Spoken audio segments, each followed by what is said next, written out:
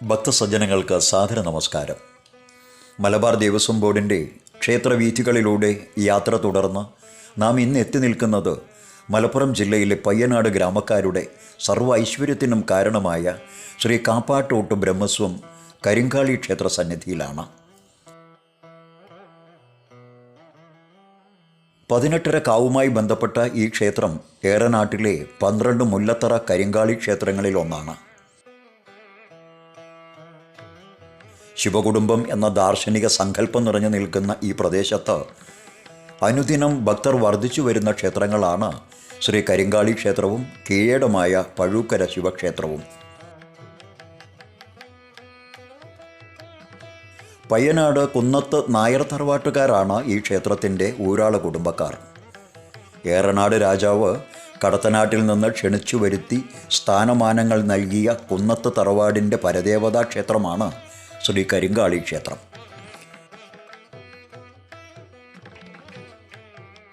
ഈ ക്ഷേത്രം നിൽക്കുന്ന പ്രദേശത്ത് പൂവത്തിൻ മരച്ചുവട്ടിലായി ദേവീ സാന്നിധ്യം കണ്ടെത്തിയ സ്ഥലത്ത് ഭഗവതിയുടെ കാൽപാദമുണ്ടായതിനാൽ ഈ ദേശം കാൽപ്പാട് എന്നാണ് അറിയപ്പെട്ടിരുന്നത്. ആ നാമം പിന്നീട് ലോപിച്ച് കാപ്പാട് എന്നായി മാറപ്പെട്ടു. ഈ കാവ് നിൽക്കുന്ന സ്ഥാനത്ത് പൂർവ്വകാലഘട്ടത്തിൽ നാടുവാഴി സ്ഥാനികൾ വരുന്നതിനു മുൻപ് തന്നെ ദേവിയുടെയും അയ്യപ്പൻ്റെയും നാഗങ്ങളുടെയും ശിവൻ്റെയും സ്ഥാനങ്ങൾക്ക് പ്രാധാന്യം കണ്ടിരുന്നു. ചണ്ഡികാഭാവത്തിലുള്ള കരിങ്കാളിയായിട്ടാണ് ഭഗവതി ഇവിടെ കുടികൊള്ളുന്നത്. ദേവിയുടെ ശ്രീകോവിലിൻ്റെ വലതുഭാഗത്തായി ശ്രീ അയ്യപ്പ പ്രതിഷ്ഠയുണ്ട്. വളരെ പ്രാധാന്യത്തോടെയാണ് അയ്യപ്പന് പൂജകൾ നടത്തിവരുന്നത്. നീരാജനം വഴിപാട് സമർപ്പിച്ച് പ്രാർത്ഥിച്ചാൽ ശനിദോഷം അകലും എന്നത് ഓരോ ഭക്തൻ്റെയും അനുഭവവും വിശ്വാസവുമാണ്. ശ്രീ കരിങ്കാളി ക്ഷേത്രത്തിൻ്റെ കീഴേടമാണ് പഴൂക്കര ശ്രീ മഹാദേവ ക്ഷേത്രം. ശിവദർശനം ലഭിച്ച ഋഷിയാൽ പ്രതിഷ്ഠിക്കപ്പെട്ട ഈ ക്ഷേത്രത്തിന് 3500 വർഷത്തെ പഴക്കം കണക്കാക്കുന്നു. കേരളത്തിലെ ശിവക്ഷേത്രങ്ങളിൽ പടിഞ്ഞാറ് ദിക്കിലേക്ക് ദർശനമുള്ള അപൂർവം ക്ഷേത്രങ്ങളിലൊന്നാണ് പഴൂക്കര ശ്രീ മഹാദേവ ക്ഷേത്രം. ക്ഷിപ്രകോപിയും ക്ഷിപ്രപ്രസാദിയുമായ രൗദ്രഭാവത്തിലുള്ള പാർവതീസമേതനായ മഹാദേവനാണ് ഇവിടുത്തെ ചൈതന്യം.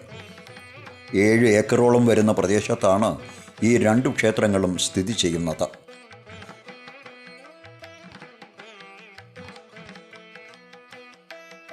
ഉപദേവന്മാരായി ഗണപതിയും ശാസ്താവും നാഗദൈവങ്ങളുമാണ് പ്രതിഷ്ഠ. നെയ്പായസവും ധാരയും നെയ്വിളക്കും ഒരുമിച്ച് വഴിപാട് നടത്തിയാൽ ക്ഷിപ്രപ്രസാദിയായ മഹാദേവൻ്റെ അനുഗ്രഹവും അതിൻ്റെ ഫലസിദ്ധിയും ഉടനെ ലഭിക്കും എന്ന് ഭക്തർ അടിയുറച്ച് വിശ്വസിക്കുന്നു. കുംഭമാസത്തിലെ മകയിരം നക്ഷത്രമാണ് ഭഗവാന്റെ പ്രതിഷ്ഠാദിനം. ശിവരാത്രിയും ധനുമാസത്തിലെ തിരുവാതിരയും ഇവിടെ വിപുലമായി ആഘോഷിക്കുന്നു. മിഥുനമാസത്തിലെ ചിത്തിര നക്ഷത്രത്തിലാണ് ദേവിയുടെ പ്രതിഷ്ഠാദിനം. ജൂൺ മാസം 6-ാം തീയതി അയ്യപ്പൻ്റെയും. ഉദ്ദിഷ്ട കാര്യസാധ്യത്തിന് കഠിന പായസവും കൂട്ടുപായസവും ഏറെ ഫലം കണ്ടുവരുന്ന വഴിപാടുകളാണ്. തടസ്സങ്ങൾ മാറാൻ മുട്ടറക്കൽ വഴിപാടും ദേവിയുടെ ഇഷ്ടമന്ത്രങ്ങളെ കൊണ്ടുള്ള രക്തപുഷ്പാഞ്ജലിയും വളരെ വിശേഷപ്പെട്ടതാണ്. വിവാഹ തടസ്സം അകലുന്നതിനും നല്ല ദാമ്പത്യ ജീവിതത്തിനും ദേവിക്ക് പട്ടും താലിയും ചാർത്തുന്നതിനോ ദൂരദേശത്തു നിന്നുവരെ ഭക്തർ എത്തുന്നു എന്നത് ഈ വഴിപാടിൻ്റെ പ്രാധാന്യത്തെക്കുറിച്ച് നമുക്ക് മനസ്സിലാക്കാം. നവരാത്രി ആഘോഷം വളരെ വിപുലമായിട്ടാണ് ഇവിടെ നടന്നു വരുന്നത്. നിരവധി കുരുന്നുകളാണ് വിജയദശമി ദിവസം അക്ഷരങ്ങളുടെയും അറിവിൻ്റെയും ലോകത്തേക്ക് ആദ്യാക്ഷരം കുറിക്കുന്നതിന് ഇവിടെ എത്തുന്നത്.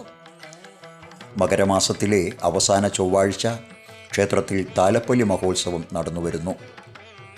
കരിങ്കാളിയുടെ പ്രീതിക്കായി അന്നേ ദിവസം പാലും വെള്ളരിയും സമർപ്പിക്കുന്ന ചടങ്ങും ഏറെ പ്രധാനപ്പെട്ടതാണ്. ഇതിനു തലേ ദിവസം 500ഓളം ഭക്തർ പങ്കെടുക്കുന്ന പൊങ്കാല മഹോത്സവവും നടന്നുവരുന്നു. കർക്കിടക മാസം മുഴുവൻ ദിവസവും ക്ഷേത്രത്തിൽ ഭഗവതി സേവ നടന്നുവരുന്നു. കൂടാതെ വിഘ്നങ്ങൾ അകലുന്നതിന് ഏറെ ഉത്തമമായ ഗണപതി ഹോമവും നടന്നുവരുന്നു.